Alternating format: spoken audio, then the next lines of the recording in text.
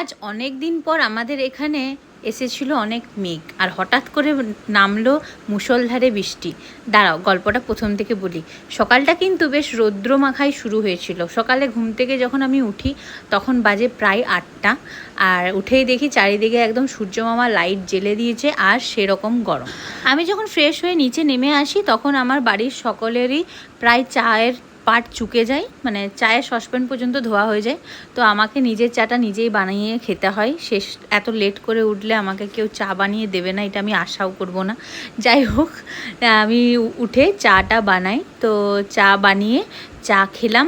আর এত গরম চলছে ঠিকই, বাট সকালে উঠে চা না খেলে ঠিক দিনটা শুরুই হয় না। তারপর ব্রেকফাস্ট কমপ্লিট করার পর চলে যাই স্নান করতে। আর স্নান করে আসার পর নিজেকে একটু ফ্রেশ করে তারপর দেখলাম মা আমাদের জন্য ডাব কেটেছে। তো ডাবের জল সেরকম বেরোয়নি, শ্বাস বেরিয়েছিল। তো আমরা দুজনে এই শ্বাসটাকে ভাগাভাগি করে খাওয়ার জন্য এইসব টানাটানি করছিলাম আর কি। যাই হোক, তো শ্বাসটা খুব একটা ছিল না। তারপর দুপুরে খাওয়া দাওয়া করার পর খেয়েছিলাম একটু বেদানা। আর ঘুম থেকে উঠে দেখি প্রচণ্ড গরম করছে, আর বাইরে বেরিয়ে দেখলাম যে না, মেঘ করেছে। তো আর 5টা দিনের মতোই আমরা ভাবছিলাম হয়তো মেঘ এসেছে, আবার বৃষ্টি হবে না। আর এদিকে মা বাড়ির সকলের জন্য বানাচ্ছিল চা। বাড়ির সকলে বলতে বিকেলে চাটা আমি খাই না, বাড়ির সকলেই খায়। এই যে আমার দাদু চাটা খাওয়ার পরে তারপরেই 6টা নাগাদ নামলো সেই মুষলধারে বৃষ্টি।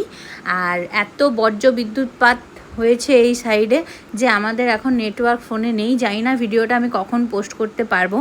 তো যাই হোক, তারপরে এই ওয়েদার এত সুন্দর থাকায় আমার বোনের খুব ইচ্ছে হয়েছিল মুড়ি মাখা খাওয়ার। তো তার আবদারে আমরা খেলাম মুড়ি মাখা। অবশ্যই সবাইকার জন্যই মাখানো হয়েছিল। So that's for today, tata.